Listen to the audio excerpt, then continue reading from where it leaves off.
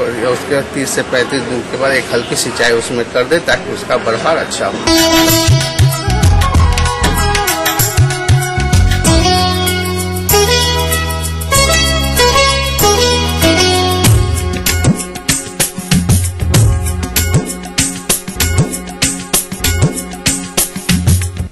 गन्ना हमारे प्रदेश की मुख्य व्यावसायिक फसल है, जिसकी खेती बड़े क्षेत्रफल पर की जाती है और इसकी बुआई शरदकालीन एवं बसंतकालीन फसल के रूप में की जाती है। शरदकालीन फसलें इस समय बढ़वार की अवस्था पर होगी और समय से बोई गई बसंतकालीन फसल इस समय 1 से 1.5 माह की हो रही होगी। तो किसान भाइयों, जैसा कि आप जानते हैं कि गन्ने की फसल से आशातीत उपज के लिए आवश्यक है कि फसल की उचित बढ़वार हो, लेकिन यदि बढ़वार प्रभावित होती है तो निश्चित रूप से गन्ने का वजन कम प्राप्त होगा। वैसे तो गन्ने की उपज को प्रभावित करने के लिए विभिन्न कारक उत्तरदायी होते हैं, जिसमें अनियमित सिंचाई, निराई गुड़ाई में लापरवाही तथा असंतुलित उर्वरक प्रबंधन इत्यादि प्रमुख हैं।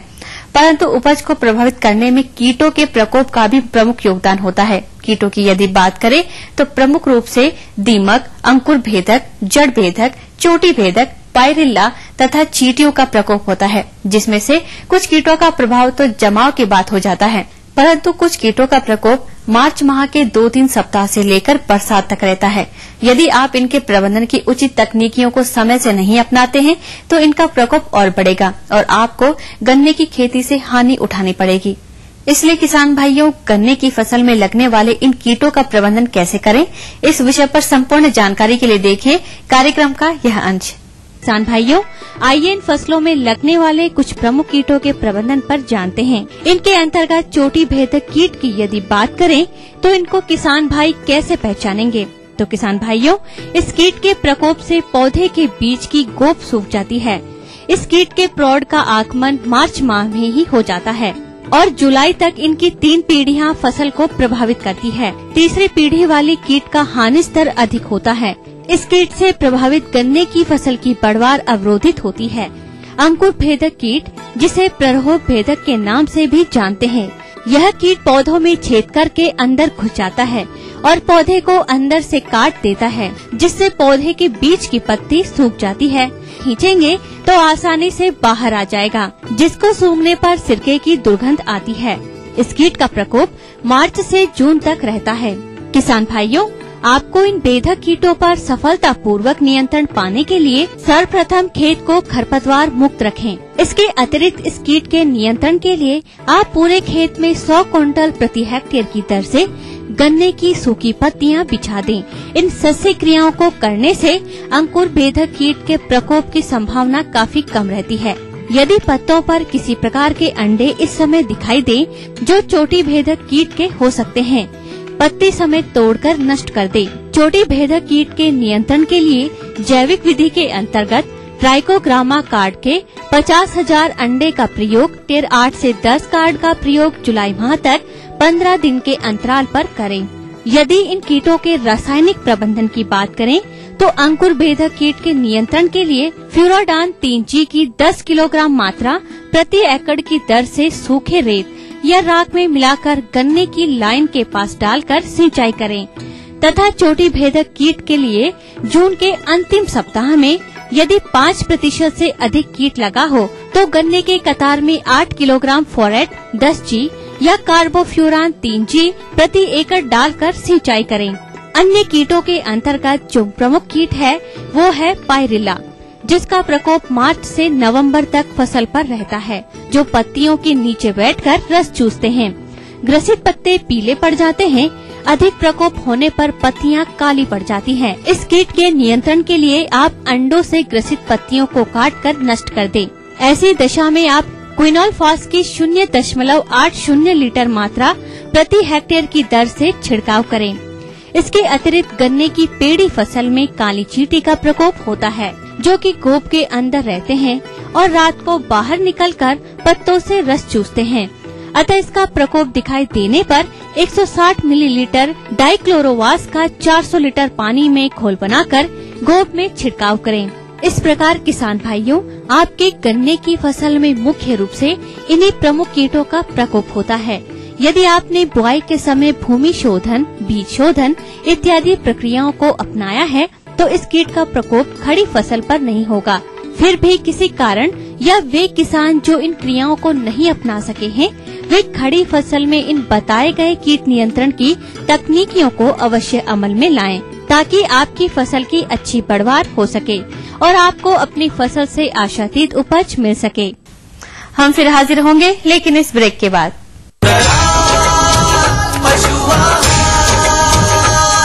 असली भरोसेमंद दयाल पशु आहार, दूध दमदार, आंख शानदार।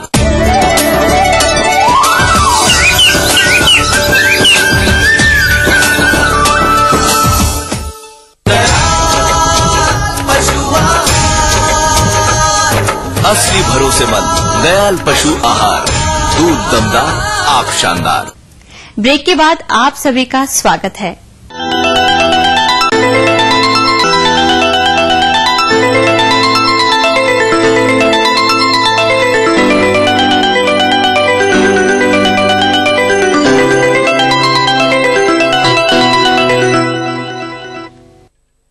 किसान भाइयों, जैसा कि आप जानते हैं कि हमारे राज्य में मछली पालन एक लाभकारी व्यवसाय के रूप में उभर कर सामने आया है और हमारे किसान भाई उपलब्ध संसाधनों के आधार पर इस व्यवसाय को कर रहे हैं। परंतु इस व्यवसाय से निरंतर अच्छा लाभ तभी प्राप्त हो सकता है जब मछलियों के खान-पान का उचित प्रबंधन किया जाए, और यहीं पर हमारे मत्स्य पालक भाई लापरवाही कर जाते हैं और मछलियों के वृद्धि विकास हेतु उनको संतुलित आहार कब, कैसे और कितनी मात्रा में किस प्रकार से देना है, इसकी जानकारी का घोर अभाव है, जिससे तालाब के अंदर मछलियों का विकास कम होता है और मत्स्य पालक भाइयों को उचित लाभ नहीं प्राप्त होता है।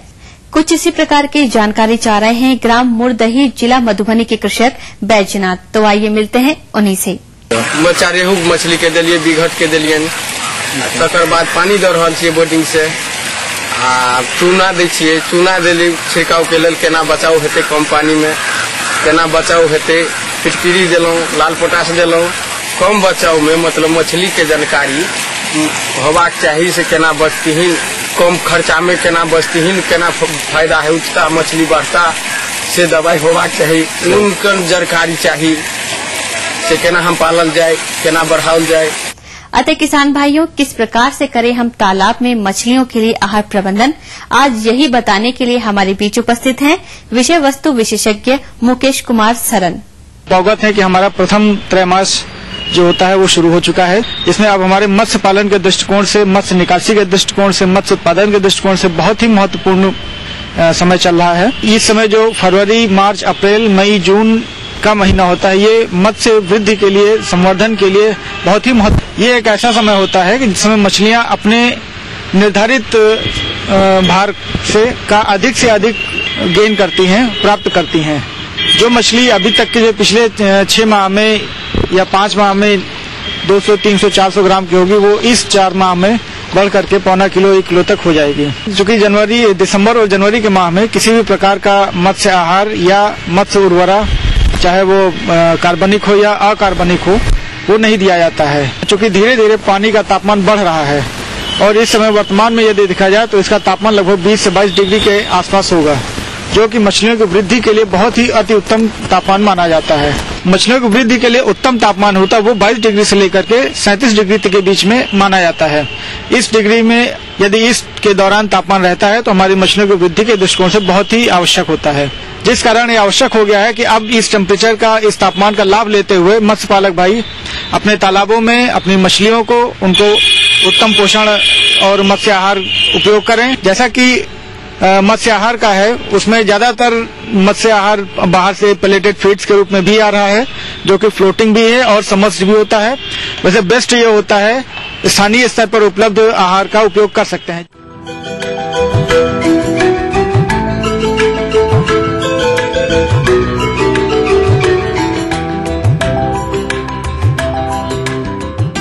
आप प्रतिदिन सुबह एक बार दे सकते हैं या यदि आवश्यकता हो तो शाम को भी एक बार दे सकते हैं।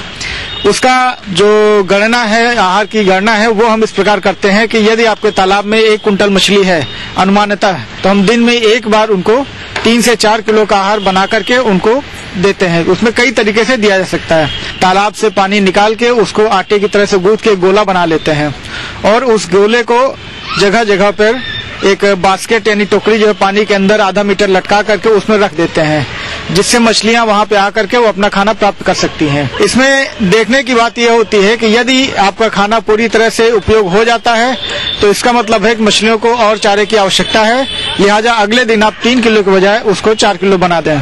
यदि उस दिन भी पूरा खाना उपयोग हो जाता है तो आप उसको और अधिक बढ़ा सकते हैं आवश्यकता अनुसार, जब तक कि उसमें थोड़ा सा आहार बच ना जाए। यानी कि हमें मछलियों को एट लिबिडम खिलाना है, उनको पेट भर के खिलाना है, तभी हमें पर्याप्त मात्रा में उनका विकास और उनकी वृद्धि करके संवर्धन हो सकेगा। एक मछली ग्रास कार्प होती है जो कि घास ही खाती है, ज्यादातर वो अपने शरीर के भार का 2 गुना तक घास खा लेती है, तो उसके लिए हरे चारे की आवश्यकता होती है जिसे उसमें देना आवश्यक होता है। यदि उर्वरक की बात करें तो उसमें के उर्वरक शक्ति बढ़ाने के लिए है हम दो तरह के उर्वरक यूज करते हैं, जिसमें से एक तो कार्बनिक होता है और दूसरा अकार्बनिक होता है। कार्बनिक रसायनों में हम ज्यादातर गोबर की खाद या यूं कह लीजिए पोल्ट्री की खाद का इस्तेमाल करते हैं। सबसे उपयुक्त होता है कि हम पोल्ट्री की खाद का इस्तेमाल करें, जिसको अपने तालाबों में 2 से 3 क्विंटल प्रति हेक्टेयर की दर से इस्तेमाल किया जाता है। पोल्ट्री की खाद में चूंकि फॉस्फेट का कंटेंट बहुत ज्यादा होता है, इसलिए वो बहुत तेजी से आपके तालाब में उर्वरक शक्ति तथा मछलियों का जो प्राकृतिक आहार है, जिन्हें हम प्लवक या प्लैंकटन कहते हैं, उनकी वृद्धि बहुत तेजी से होती है। इस कारण से ये पोल्ट्री के इसका बीट का इस्तेमाल किया जाना या पोल्ट्री की खाद का इस्तेमाल किया जाना बहुत अच्छा माना जाता है। इसके अलावा यदि हम गोबर की खाद का भी इस्तेमाल करना चाहें, गोबर की खाद का इस्तेमाल करें तो ताजा गोबर अगर मिले तो वो अति उत्तम माना जाता है। अकार्बनिक रसायनों में खादों में जैसे कि हम यूरिया, म्यूरेट ऑफ पोटाश और सिंगल स्पॉट फॉस्फेट का इस्तेमाल करते हैं, जिनमें से यूरिया का इस्तेमाल प्रत्येक माह लगभग 2 से 3 किलो प्रति हेक्टेयर की दर से, म्यूरेट ऑफ पोटाश का इस्तेमाल 5 से 6 किलो प्रति हेक्टेयर की दर से तथा सिंगल सुपर फॉस्फेट का इस्तेमाल 10 से 12 किलो प्रति हेक्टेयर की दर से प्रत्येक माह एक निश्चित अवधि में करना चाहिए। इससे यह रहता है कि आपके तालाब की उर्वरक शक्ति बराबर बनी रहती है, मछलियों का प्राकृतिक आहार नियमित रूप से बनता रहता है, जिसे खाकर मछलियां अपने वृद्धि को प्राप्त कर आपके उत्पादन में वृद्धि करती हैं।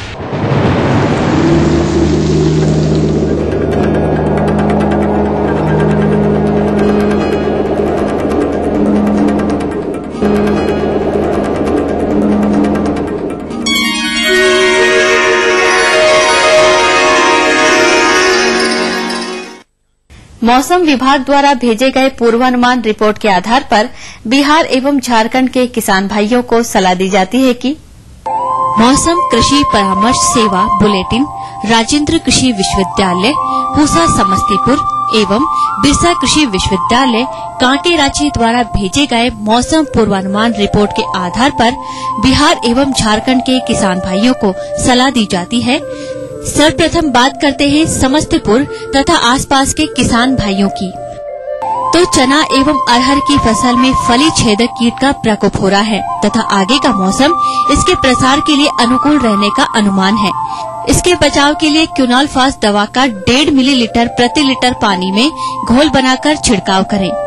तापमान के बढ़ने की संभावना को देखते हुए गर्मा सब्जियों में आवश्यकता अनुसार सिंचाई करें। गर्मा मूंग एवं उड़द की बुआई करें। सामान्य से अधिक तापमान रहने की संभावना को देखते हुए दुधारू पशुओं के खानपान तथा देखरेख में विशेष ध्यान रखें। अब आइए बात करते हैं रांची तथा आसपास के क्षेत्रों की। खेतों में जल जमाव बनाए रखने के लिए मेड़ को दुरुस्त रखें तथा जो किसान भाई देर से रोपा किए हैं वे रोपा के 20 से 25 दिनों बाद यूरिया का पहला भुरखाव तथा समय से रोपे गए धान में 40 से 45 दिनों के बाद यूरिया का दूसरा भुरखाव करें।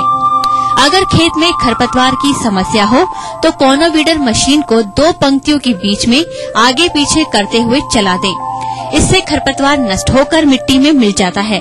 साथ ही साथ मिट्टी के हल्का होने से वायु संचार की स्थिति में भी सुधार होता है। सही समय पर बोई गई गेहूं की फसल तैयार हो चुकी है, अतः किसान भाई इसकी कटाई का कार्य करें। फसल काटते समय अगर पौधों में लूज स्मट रोग से ग्रसित बालियां दिखाई पड़े तो उन बालियों को पॉलिथीन के थैले से ढककर तोड़ लें तथा किसी गड्ढे में दबाकर नष्ट कर दें। रोगी बालियों को काटते समय यह ध्यान रखें कि उसका चूर्ण नीचे जमीन पर नहीं गिरे। यह प्रक्रिया उन किसान भाइयों के लिए अति महत्वपूर्ण है जो कि इस फसल को अगले वर्ष बीज के रूप में व्यवहार करना चाहते हैं। जो किसान भाई पहले ही फसल को काट चुके हैं, वे फसल को धूप में अच्छी तरह सुखाने के बाद ही थ्रेसिंग का कार्य करें। साथ ही साथ अनाज भंडारण के पूर्व भी गेहूं को अच्छी तरह सुखा लें। देर से बोई गई फसल इस समय दाना भरने अथवा दाना पुष्ट होने की अवस्था में है। इस अवस्था में नमी की कमी होने से उपज पर प्रतिकूल असर पड़ता है। अतः किसान भाई आवश्यकता अनुसार सिंचाई दोपहर बाद करें। जो किसान भाई बुआई कर चुके हैं तथा अगर मिट्टी में नमी की कमी हो तो एक हल्की सिंचाई अवश्य करें। सिंचाई के पहले निकाई गुड़ाई अवश्य करें ताकि मिट्टी में नमी ज्यादा से ज्यादा दिनों तक रह सके। बैंगन एवं भिंडी की फसल में फल छेदक कीड़ों एवं फूल गोभी एवं बंधा गोभी की फसल में गोभी का पतंगा कीड़ों से बचाव के लिए जैविक कीटनाशी दवा का छिड़काव 1.5 ग्राम प्रति लीटर पानी की दर से दोपहर बाद करें। लत्तर वाली सब्जियों जैसे खीरा, ककड़ी, कद्दू, कदीमा इत्यादि में लाल भ्रंग कीड़ों का आक्रमण हो रहा है, जिसके कारण पत्तियां बुरी तरह से प्रभावित हो रही हैं। इससे बचाव के लिए नीम से बने कीटनाशी जैसे अचूक, निमेरीन, निमेटीन, निमेसीडीन इत्यादि में से किसी एक दवा का छिड़काव 5 मिलीलीटर प्रति लीटर पानी की दर से 10 दिन के अंतराल पर करें। ऐसे मौसम में बकरियों में TPR रोग के आक्रमण की संभावना बढ़ जाती है, जिसमें जानवरों में तेज बुखार के साथ मुंह में छाले पड़ जाते हैं, आंख एवं नाक से पानी निकलने लगता है तथा दस्त एवं निमोनिया के लक्षण दिखाई पड़ने लगते हैं। इस रोग का निदान नहीं होने पर जानवरों की मृत्यु भी हो सकती है। अतः इस रोग से बचाव हेतु प्रत्येक बकरियों को 3 महीने से कम एवं गाभिन बकरियों को छोड़कर TPR का टीका 1 मिलीलीटर चमड़े के नीचे लगवाएं। रोग से बचाव हेतु जानवरों को धूप से बचाएं तथा स्वच्छ एवं पर्याप्त मात्रा में पीने का पानी दें। आम एवं लीची के पेड़ों में फूल एवं फल आने के बाद नियमित रूप से सिंचाई करते रहें। लीची के छोटे छोटे फलों को गिरने से बचाने के लिए पेड़ों में प्लानोफिक्स हार्मोन का छिड़काव 5 मिलीलीटर प्रति 10 लीटर पानी की दर से करें। आम एवं लीची के छोटे छोटे फलों को पाउडरी मिल्ड्यू रोग से बचाने के लिए सल्फेक्स 2 ग्राम प्रति लीटर पानी की दर से दवा का छिड़काव करें। हम फिर हाजिर होंगे, लेकिन इस ब्रेक के बाद।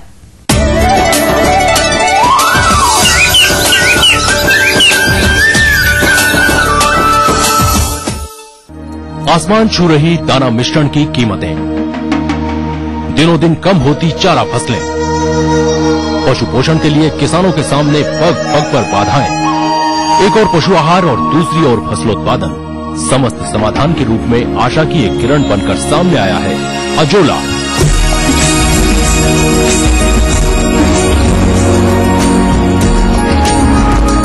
अजोला के बारे में समस्त जानकारी वीडियो सीडी के रूप में आपके सामने लेकर आया है ETV अन्नदाता। सीडी के लिए संपर्क करें।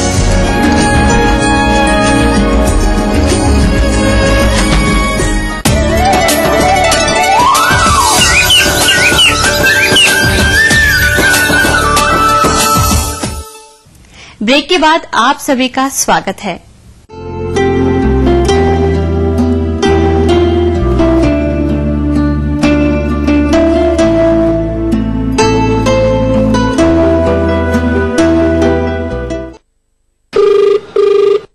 अन्नदाता आपके लिए कार्यक्रम में आप सभी किसान भाइयों का स्वागत है। चलिए आगे बढ़ाते हैं आपके द्वारा पूछे गए प्रश्नों के जवाबों की कड़ी को, जिसके तहत पहला प्रश्न पूछा है ग्राम खैराबानो, जिला गया से श्री भैरव कुमार सिंह जी ने। आप तकरीबन 4 वर्षों से मसाले वाली फसल यानी हल्दी, लहसुन एवं प्याज की खेती करते आ रहे हैं। अब आप हल्दी के स्थान पर अदरक की खेती करना चाहते हैं, इसलिए आप अन्नदाता संपर्क सेवा के माध्यम से अदरक के उन्नत किस्म, भूमि की तैयारी, बुआई विधि इत्यादि की जानकारी चाहते हैं। तो भैरव जी, आपने सही समय पर हमसे संपर्क किया है, क्योंकि अदरक की बुआई का उपयुक्त समय मध्य अप्रैल से मई तक का होता है। तो आइए सबसे पहले बात करते हैं अदरक की प्रमुख प्रजातियों की, जिसमें प्रमुख है नदिया, समस्तीपुर, बरुआ सागर, चाइना, हिमगिरी एवं सुरभि इत्यादि। भैरव जी, ये तो ही प्रजातियों की बात। इसके बाद बात आती है भूमि एवं भूमि की तैयारी की। अदरक की खेती के लिए सभी प्रकार की सामान्य भूमि जहां जल जमाव न होता हो उपयुक्त पाई गई है। खेत की तैयारी एक गहरी जुताई के साथ साथ 2 से 3 अतिरिक्त जुताई एवं पाटा लगाकर मिट्टी को भुरभुरी बना लिया जाता है और जुताई के समय ही खेत में 250 से 300 क्विंटल सड़ी गोबर की खाद एवं प्रति हेक्टेयर 20 से 25 किलोग्राम क्लोरोपाइरीफॉस धूल को मिट्टी में अच्छी तरह मिला दिया जाता है। और यदि उर्वरक की बात करें तो इसके लिए 100 किलोग्राम नाइट्रोजन, 50 किलोग्राम स्फूर एवं 100 किलोग्राम पोटास अनुशंसित है। इसमें नाइट्रोजन की आधी मात्रा एवं पोटास और स्फूर की पूरी मात्रा को बुआई के समय खेतों में बिखेरकर अच्छी तरह मिला दें और शेष 50 किलोग्राम नाइट्रोजन को 2 बराबर भागों में बांटकर प्रथम किस्त 25 किलोग्राम को बुआई के 40 दिन बाद सिंचाई करके मिट्टी चढ़ाते समय एवं 25 किलोग्राम नाइट्रोजन को बुआई के 60 से 70 दिन बाद खड़ी फसल में उपनिवेशन के रूप में प्रयोग करें।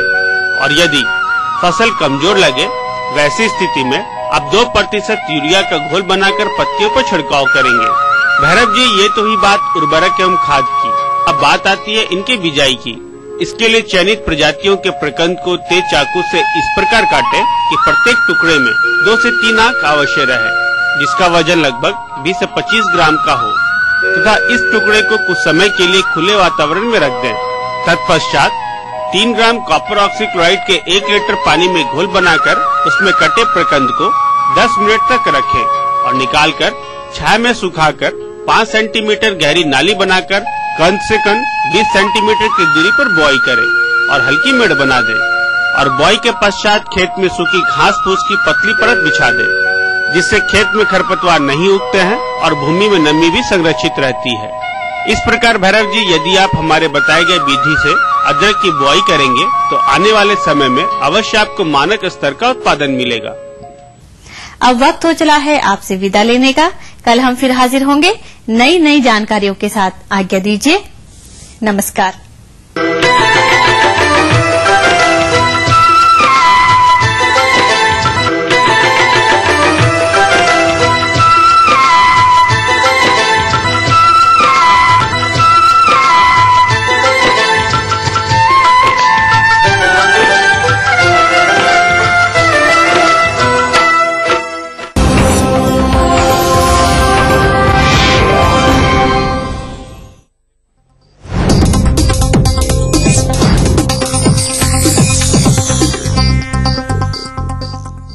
इस न्यूज के सह प्रायोजक हैं Everlite Realcon infrastructure limited, Dhanbad, Jharkhand. Bharat की सबसे बड़ी combine range Balkar combines.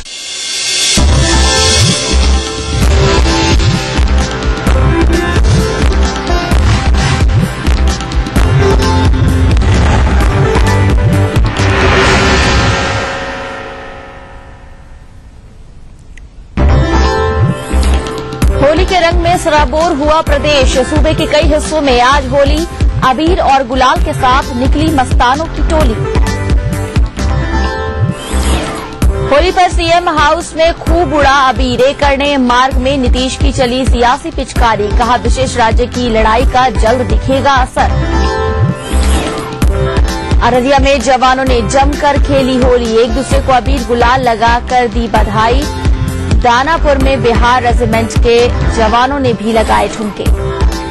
Holi के मौके पर बेगूसराय के बगवाड़ा में माहौल तनावपूर्ण। 2 गुटों में हिंसक झड़प। गोलीबारी में एक की मौत। आक्रोशितों ने की आगजनी। और मनु महाराज ने पटना के नए एसएसपी का पदभार संभाला। क्राइम कंट्रोल को बताई प्राथमिकता। लोगों से की सहयोग की अपील। नमस्कार, अपना बिहार में आप सबका स्वागत है। मैं हूं मोनिका सिंह। खबरों की शुरुआत करते हैं। बिहार के कई हिस्सों में होली मनाई जा रही है। आज रंगों के त्योहार होली पर लोग मस्ती में डूबे हुए हैं। लोग एक दूसरे के गले मिलकर होली की बधाई दे रहे हैं और अपने अपने तरीके से होली खेल रहे हैं। कहीं परंपरागत तरीके से होली खेली जा रही है तो कहीं कुर्ता फाड़ होली का नजारा देखा जा रहा है। कहीं कहीं तो लोग कीचड़ की होली भी खेल रहे हैं। क्या बच्चे क्या बूढ़े, सभी होली की मस्ती में रंग चुके हैं। गौरतलब है कि कल भी प्रदेश के कई हिस्सों में होली खेली गई, जिसकी वजह से प्रदेशवासी 2 दिनों से होली की मस्ती में डूबे हुए हैं।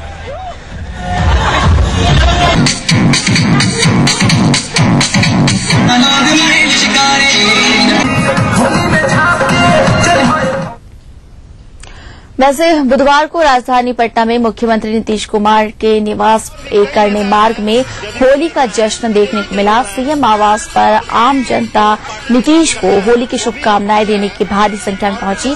होली के मौके पर मुख्यमंत्री ने भी प्रदेशवासियों को शुभकामनाएं दी।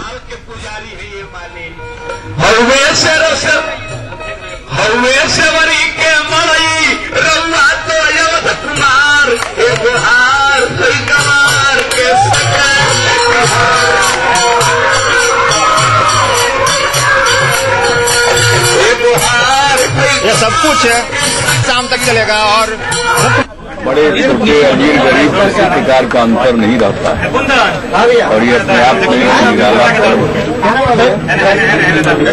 कोई मन में मलाल नहीं, कोई तकलीफ नहीं, तो अपने आप में एक खास पर्व है। तो आज के इस पर्व पर बिहार के तमाम लोगों को, देशवासियों को मैं अपनी शुभकामनाएं देता हूँ। पूरे सौहार्द के साथ, प्रेम के साथ, भाईचारे के साथ मनाया जाना चाहिए।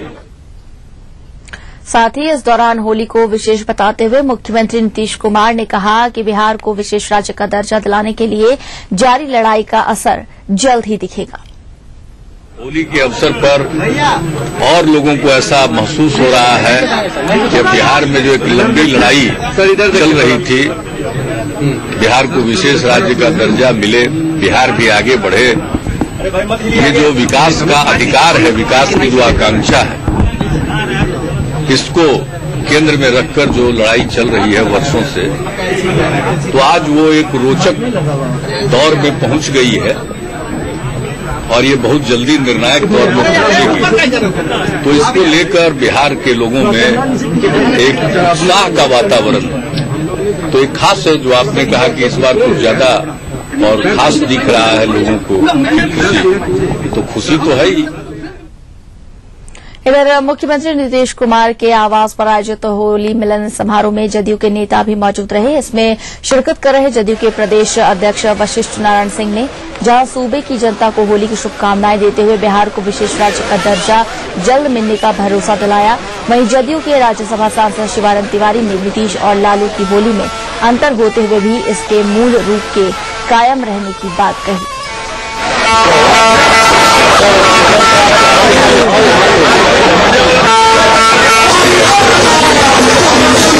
पूरे बिहार में के लोगों के लिए खुशी का दिन है। बिहार ने जो संघर्ष किया है उसका नतीजा निकल रहा है। यह पर्व ऐसा है कि मिलन का पर्व होता है। देख लीजिए, इसी तरह सभी तबके के लोग, सभी वर्ग के लोग आपस में मिल करके खुशियों को बांट रहे हैं। और होली का मतलब ही है कि एकजुटता, प्रेम, सद्भाव के साथ समाज रहे, इसी का प्रदर्शन यहाँ देख रहे हैं। अपना अपना अंदाज है। नीतीश कुमार का जो अंदाज है उस हिसाब से होली हो रही है। लालू यादव का जो अंदाज है, हम उनके होली में भी आनंद लेते थे, इस होली में भी आनंद ले रहे हैं। कुछ मामले में हमको वहाँ का होली ज्यादा आनंददायक लगता है। वहीं नीतीश कुमार के आवास पर आयोजित होली मिलन समारोह में बिहार के पुलिस महानिदेशक अभयानंद ने भी शिरकत की। उन्होंने प्रदेश की जनता को होली की शुभकामनाएं दी, वहीं सूबे में अमन चैन की बहाली की भी कामना की। साथ ही इसमें आम लोगों से पुलिस को सहयोग करने की अपील की।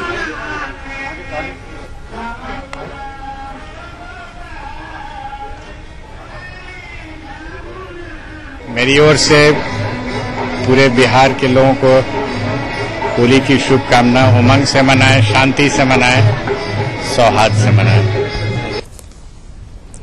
मुख्यमंत्री आवास पर होली मिलन के दौरान उन्हें शुभकामनाएं देने आने वाले लोगों के लिए होली के पकवान का भी इंतजाम रहा, जिसका वहां मौजूद लोगों ने खूब लुत्फ उठाया।